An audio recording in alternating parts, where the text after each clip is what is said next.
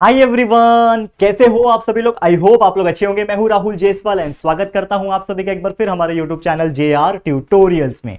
तो दोस्तों, आज आपके सामने one of the most beautiful and most important maths का लेक्चर वीडियो फिर से लेकर आ गया। और जैसा कि आप जानते हैं, हमारे 10th स्टैंडर्ड के बच्चों के लिए हम रेगुलर लेक्चर वीडियोस अपलोड कर रहे हैं। और आपको कुछ इंपॉर्टेंट चीजें बता दूं, जो लोग नए हैं उनके लिए बता रहा हूं, बाकी लोग को पता ही है कि हमारे 10th स्टैंडर्ड का ना जितने भी चीजें हैं, जितने भी सब्जेक्ट है, वो सभी के लेक्चर्स एकदम स्मूथली रन हो रहे हैं। बहुत अच्छी तरीके से हम वीडियोस आप लोग के लिए रेगुलर बेसिस पे अपलोड कर रहे हैं। और आपको बता दूं कि आप लोग का सिलेबस पहले से भी कंप्लीटेड है, यानी जो पुराने वाले जो वीडियोस है आप देखोगे जाके, तो मतलब एक साल पहले भी हमने पूरा आपका सिलेबस कंप्लीट कर रखा था, हर सब्जेक्ट का, साइंस, मैथ, सोशल स्टडी सभी का, साथ में इंग्लिश ग्रामर भी। मतलब बोर्ड एग्जामिनेशन को प्रिपेयर करने के लिए ना हर चीज पहले से हमारे चैनल पे प्रेजेंट है। आपको बस ढूंढना है और सर्च करके पढ़ाई अच्छी तरीके से करो, कॉन्सेप्चुअल नॉलेज को क्लियर करते रहो, ठीक है। ये सभी चीज तो अच्छे से प्रेजेंट है, जितने भी सब्जेक्ट के वो पुराने वीडियो है।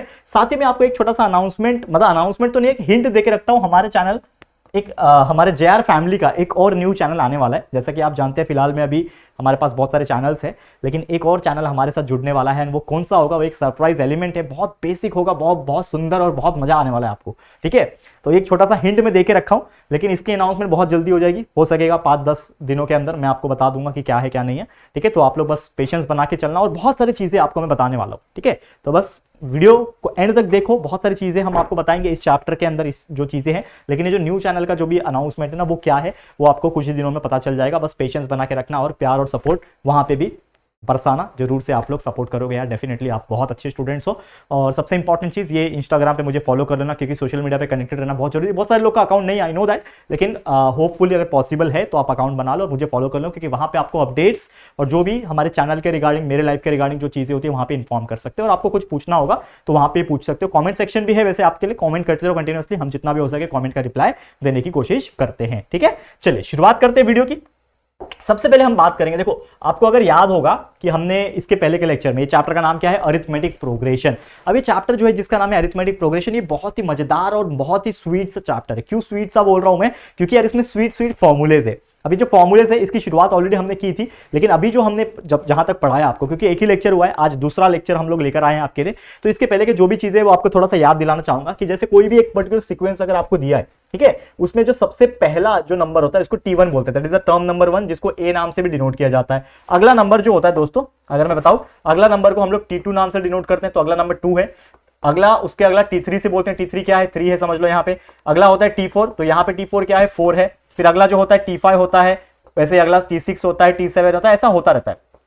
लेकिन ये जो टर्म्स है ना, ये जो सीक्वेंस जो दिया होता है, जो नंबर्स आपको दिए होते हैं, जो क्वेश्चंस में पूछा होता है, ये सबसे पहले अरिथमेटिक प्रोग्रेशन है कि नहीं वो चेक करना होता है। उसको कैसे चेक किया जाता है, कॉमन डिफरेंस निकाल के। तो मैंने आपको बताया था कॉमन डिफरेंस को D से डिनोट किया जाता है, और उसको निकालने के लिए फॉर्मूला होता है, पहले वाले को उसके प्रीवियस वाले से माइनस कर दो, ठीक है ना। तो T2 माइनस T1 हो जाएगा, या तो T3 माइनस T2 हो जाएगा, या तो T4 माइनस T3 हो जाएगा, या तो T5 माइनस T4 हो जाएगा। मतलब इसके बाद वाले को पहले वाले से माइनस करो, T6 माइनस T5 हो जाएगा। अगर ये दोनों वैल्यू है, जो माइनस करके वैल्यू आएगा वो होगा कॉमन डिफरेंस। और अगर सभी के वैल्यूज माइनस करके कांस्टेंट आ रहे हैं, जो वैल्यूज कॉमन डिफरेंस का आ रहा है वो सभी का सेम आ रहा है, कांस्टेंट आ रहा है, तो समझ जाना कि वो अरिथमेटिक प्रोग्रेशन में है, करेक्ट है। और अगर कांस्टेंट नहीं आ रहे, अलग अलग आ रहे हैं, तो समझ जाना कि वो कॉमन डिफरेंस उसका जो है वो अरिथमेटिक प्रोग्रेशन में नहीं है। ये सब चीज ऑलरेडी हमने पढ़ा है, लेक्चर नंबर 1 अगर आप देखोगे जाके, अगर आपने नहीं देखा होगा तो जाके एक बार चेकआउट जरूर से करना, आपको बहुत अच्छा लगेगा, ठीक है। लेकिन आज आपको मैं क्या कर रहा हूं, ये बेसिक फॉर्मूले तो मैंने आपको जस्ट याद दिलाने के लिए फिर से बता दिए,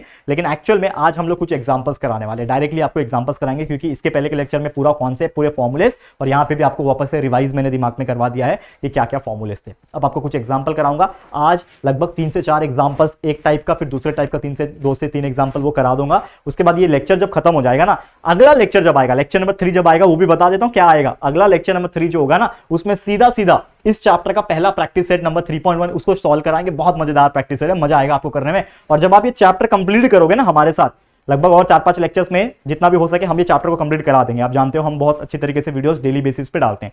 जैसे ये चैप्टर हमारा खत्म हो जाएगा यहाँ पे, तो आपको ना इतना अच्छा फील होगा, आप बोलोगे कि यार ये चैप्टर का तो मैं बहुत हार्ड समझता था, क्योंकि दिखने में ये हार्ड लगता है, लेकिन वाकई में सर आपके पढ़ाने की वजह से ये इजी लगेगा। आप खुद कमेंट करके जाओगे डेफिनेटली। और पिछले साल वाले बच्चे जिन्होंने हमारे वीडियोस देखे हैं, व्हाइट बोर्ड वाले, उन्होंने भी वही बोले हैं। और आप भी देख सकते हो व्हाइट बोर्ड के वीडियोस पहले से ही बहुत अच्छे हैं, आप आगे की पढ़ाई कर सकते हो, कोई परेशानी नहीं है, ठीक है। चलो अब बात करेंगे हम लोग कुछ प्रॉब्लम्स की। तो सबसे पहले हम लोग यहाँ पे कुछ क्वेश्चंस पूछा हुआ है। क्या क्वेश्चंस पूछा हुआ है, क्वेश्चन ये है कि which of the following, question ये पूछा देखो, which of the following sequence are in arithmetic progression, ठीक है, इनमें से कौन से ऐसे हैं जो अरिथमेटिक प्रोग्रेशन है या फिर नहीं है। और अगर है, अगर ये अरिथमेटिक प्रोग्रेशन में है तो हमें बताना है also find the next two terms, मतलब अगले दो टर्म्स को भी निकालना है। कैसे निकालेंगे, देखो ऐसे क्वेश्चन डेफिनेटली आपको एक क्वेश्चन एग्जाम में पूछता है कि find out the next two term, find out the first two terms, first four term, ये सभी चीज के क्वेश्चन मैं आपको बता दूंगा कैसे सॉल्व किया जाता है, तो समझ लो। लेकिन एग्जाम में आपको ऐसा क्वेश्चन पूछा जाए कि आपको एक सीक्वेंस दिया हुआ है, जैसे ये सीक्वेंस दिया हुआ है, देखो 2 4 6 8, ये एक सीक्वेंस है, ये दिया हुआ है, लेकिन हम ये नहीं जानते कि ये अरिथमेटिक प्रोग्रेशन है कि नहीं है। तो सबसे पहले हमें ये चेक करना होगा कि ये अरिथमेटिक प्रोग्रेशन है या फिर नहीं है। करेक्ट है, अगर ये अरिथमेटिक प्रोग्रेशन होगा तो इसका अगला जो दो नंबर आना चाहिए, 8 के बाद क्या आएगा अगला नंबर, और उसका अगला नंबर क्या आएगा, ये हमें निकालना है। बहुत सिंपल है, अगला two term, next two term हमें निकालना है। कैसे निकालोगे, सबसे पहला स्टेप क्या करना होता है, अगर आपको याद होगा सबसे पहले हम लोग क्या लिखेंगे, जितने भी टर्म्स है वो लिख दो। तो T1 हमको पता है, पहला टर्म जिसको A भी बोलते हैं, तो T1 आपको पता है 2 है। अगला टर्म T2 कितना दिया हुआ है 4, अगला टर्म T3 होता है कितना दिया हुआ है 6, अगला टर्म T4 कितना दिया हुआ है दोस्तों 8, अगला टर्म T5 कितना दिया हुआ है, नहीं दिया है तो मुझे पता नहीं है, ठीक है। तो T5 मुझे पता नहीं है और उसका अगला टर्म जो होगा T6 ये भी मुझे पता नहीं है। हमें बोला है ना अगला दो टर्म निकालो, तो T5 और T6 मेरे अगले दो टर्म होंगे, लेकिन ये कब आएंगे, जब ये जो सीक्वेंस है ये अरिथमेटिक प्रोग्रेशन में होगा तभी आएंगे ना। तो पहले ये चेक करेंगे कि ये अरिथमेटिक प्रोग्रेशन में है या नहीं है। तो उसको कैसे चेक करते हैं, उसको चेक करने के लिए हमें निकालना होता है दोस्तों कॉमन डिफरेंस। करेक्ट है, तो कॉमन डिफरेंस कैसे आता है, कॉमन डिफरेंस निकालने के लिए क्या फॉर्मूला है दोस्तों, आप जानते ही हो। तो D इज इक्वल टू क्या हो जाएगा, सबसे पहले क्या होगा, T2 माइनस T1 होगा। तो T2 माइनस T1 कर लो, कितना हो जाएगा, T2 कितना है हमारे पास 4 माइनस T1 2, तो 4 माइनस 2 हमारा आंसर आ रहा है 2, कॉमन डिफरेंस 2 आ रहा है। लेकिन एक नहीं निकालना है, बहुत सारे निकालने हैं, जितने भी है उतना निकालो। T2 का हो गया माइनस T1 से, अब T3 का T2 से होगा, तो T3 माइनस T2 कर लो। T3 का वैल्यू है 6 माइनस 4, तो 6 माइनस 4 भी कर लो, इसका वैल्यू 2 आ रहा है। फिर अगला भी आ जाएगा, ये T3 माइनस T2 किया था ना आपने, अब आप T4 माइनस T3 भी कर सकते हो कि नहीं, ठीक है। तो T4 में से T3 निकालो, T4 8 है माइनस 6, तो 8 माइनस 6 इज इक्वल टू 2। अब अगला जो है वो T5 माइनस T4 होगा, लेकिन T5 तो मुझे पता ही नहीं है, मतलब ये निकालने की जरूरत नहीं है, मतलब अगला निकालने की जरूरत नहीं है, यहां पे रुक जाओ। मतलब हमने 3 कॉमन डिफरेंस निकाले, जो हमारे पास जितने भी वैल्यू अवेलेबल थे, ये इतने वैल्यू अवेलेबल थे, यहां तक अवेलेबल है मेरे पास, T4 तक अवेलेबल है, यहां तक जितने भी थे उसके हिसाब से मेरे 3 कॉमन डिफरेंस निकले, और तीनों के आंसर जब मैंने देखा तो तीनों के कॉमन डिफरेंस क्या आ रहे, 2 आ रहे। तो हम लोग क्या बोल सकते हैं दोस्तों कि therefore common difference are constant. यहां पे जो कॉमन डिफरेंस आ रहा है ये क्या आ रहा है दोस्तों, कांस्टेंट आ रहा है, 2 2 2 सब में सेम आ रहा है, मतलब मेरा कॉमन डिफरेंस क्या है, कांस्टेंट है। तो उसके अकॉर्डिंगली मैं क्या बोल सकता हूं कि देयरफॉर ये जो वैल्यूज दिए हुए हैं सीक्वेंस 2, 4, 6, 8, डैश डैश डैश जो दिया हुआ है आर इन अरिथमेटिक प्रोग्रेशन, मतलब ये जो चीज है ये अरिथमेटिक प्रोग्रेशन में है। ये क्या है, ये जो 2 4 6 8 जो है ना, ये अरिथमेटिक प्रोग्रेशन है। और अगर अरिथमेटिक प्रोग्रेशन है तो हमें क्या बोल रहा है कि नेक्स्ट टू टर्म भी निकालो। तो अगला टू टर्म कैसे निकालोगे आप, अगला टू टर्म कैसे निकालोगे, फॉर्मूला क्या होगा, T5 अगर मुझे निकालना है, मुझे बताओ याद आया कि नहीं, मैंने एक फॉर्मूला पढ़ाया था आपको, नहीं याद आ रहा है कोई बात नहीं, बता देता हूं यहां पे, आपको याद होगा कि नेक्स्ट टर्म निकालने का फॉर्मूला क्या होता है, अगर आपको T2 निकालना है, मतलब अगला टर्म निकालना है, तो T1 में A प्लस कर दो, सॉरी D प्लस कर दो, कॉमन डिफरेंस होता है ना D प्लस कर दो। T3 अगर निकालना है तो T2 को D प्लस कर दो, T4 निकालना है तो T3 को D प्लस कर दो, T5 निकालना है तो T4 को D प्लस कर दो, T6 निकालना है तो T5 को D प्लस कर दो। मतलब यहां से क्या समझ में आया आपको कि जो भी आगे का निकालना है उसको पहले वाले से D प्लस कर दोगे तो आंसर आ जाएगा। तो यहां पे भी वही चीज करना है आपको, क्या आपको निकालना है T5 और T6, तो पहले हम निकालेंगे T5, ठीक है, नेक्स्ट टर्म निकालना है ना आपको, नेक्स्ट टू टर्म आपको निकालने बोला है, तो नेक्स्ट टू टर्म निकालने के लिए हमें पहले तो T5 का वैल्यू निकालना है। देखो यहाँ पे T5 है ना, तो T5 का वैल्यू निकालने के लिए क्या फॉर्मूला बनेगा, उसके पहले वाला प्लस D, तो उसके पहले वाले का T4 का वैल्यू पता है मुझे 8, और D का वैल्यू अभी अभी आपने निकाला 2 आ रहा है, तो 8 प्लस 2 यानी कि 10, तो आपका T5 का वैल्यू आ गया 10, ठीक है। T5 का वैल्यू क्या आ गया दोस्तों, 10 आ गया। वैसे T6 निकालो, तो T6 मतलब T5 प्लस D, ठीक है। T5 का वैल्यू अभी अभी निकाला मैंने 10 प्लस D कितना है 2, यानी कि T6 का जो वैल्यू आएगा कितना आ जाएगा 12, मतलब अगले दो नंबर आने चाहिए 8 के बाद वो क्या आना चाहिए 10 और 12, मतलब 8 के बाद 10 और 12 आ जाएगा। तो ये 2 टर्म निकाल दिया। वैसे कितना भी टर्म पूछने दो, अगला 50 टर्म पूछने दो तो हम लोग इस प्रकार से भी निकाल सकते हैं बारी बारी से। तो ये था हमारा एग्जाम्पल, ऐसे क्वेश्चन एग्जाम में पूछे जाते हैं। समझ में आ गया? बहुत बेसिक तरीके था सॉल्व करने का। बस आपको क्या है, छोटे छोटे फॉर्मूले जो थे ना ऐसे वाले, ये बस याद रखने थे और कुछ नहीं। और इतने बेसिक फॉर्मूले हैं कि इसको याद रखने की जरूरत नहीं, ऑटोमेटिकली दिख जाता है, ऑटोमेटिकली हमें जगह पे ही समझ में आ जाता है कि यही फॉर्मूला लगेगा। समझ में आ गया? कॉमन सेंस है, कॉमन बेसिक चीज है, कॉन्सेप्ट है, समझ में आ गया होगा तो उम्मीद करता हूं। ठीक है, तो ये हो गया हमारा पहला एग्जांपल। लेकिन ऐसे और भी 2 से 3 एग्जांपल लाया हूं दोस्तों, घबराते क्यों हो यार, हर चीज करना है हम लोग को, तो मजेदार तरीके से करेंगे। ठीक है ना, तो ये हो गया पहला एग्जांपल, समझ लो। अब ये देखो बहुत सारे एग्जांपल लाया हूं। चलो अगला है यहाँ पे ये नंबर है, तो ये मेरा T1 कितना हो जाएगा 1, बताओ। T2 कितना हो जाएगा, फिर से 1 है। T3 कितना हो जाएगा 2, T4 कितना है, फिर से 2 दिया हुआ है। ठीक है ना, फिर T5 कितना दिया हुआ है दोस्तों, T5 3 दिया हुआ है और T6 भी 3 दिया हुआ है। सबसे पहले मैं क्या निकालूंगा दोस्तों, यहां से कॉमन डिफरेंस, तो D हो जाएगा T2 माइनस T1, यहाँ पे 1 minus 1 that will be equal to 0। फिर अगला D हो जाएगा T3 माइनस T2, तो ये कितना हो जाएगा, T3 है 2, 2 माइनस 1 इज इक्वल टू 1। अगला है D, T4 माइनस T3 होगा, T4 कितना है 2, तो 2 माइनस 2 इज इक्वल टू 0। तो यहां पे देख के मुझे पता चल गया कि सबके जो डी आ रहे वो अलग अलग आ रहे हैं। पहला 0 आया, फिर 1 आया, 0 आया, तो हम लोग क्लियरली बोल सकते हैं, क्या बोल सकते हैं कि देयरफॉर ये जो नंबर है 1, 1, 2, 2, 3 आर, ठीक है ना, dash dash dash are not in arithmetic progression. तो ये भैया अरिथमेटिक प्रोग्रेशन में नहीं है। क्यों नहीं है? क्योंकि कॉमन डिफरेंस अलग आ रहे, कांस्टेंट नहीं है। ठीक है, तो मैं क्या बोल सकता हूं कि यहाँ पे common difference are not constant. यहां पे मैंने एक डायलॉग लिख दो, यहाँ पे एक कॉमन लिख दो, यहाँ पे क्या कि कॉमन डिफरेंस जो है, यहाँ पे common difference are not constant, are not constant.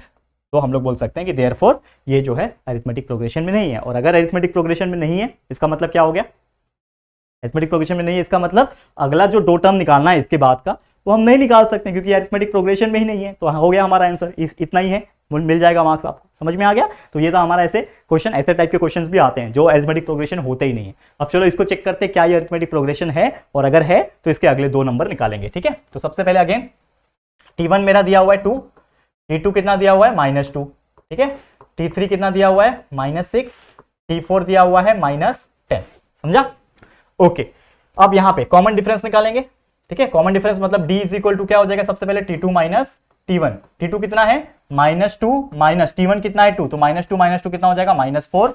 D is equal to फिर से क्या हो जाएगा T3 माइनस T2, T3 कितना है दोस्तों -6 माइनस T2 कितना है -2, तो -6 minus -2 is nothing but -6 plus 4, यानी कि नहीं -6 प्लस 2, -6 प्लस 2 मतलब 6 - 2 4, -4 आएगा इसका भी वैल्यू।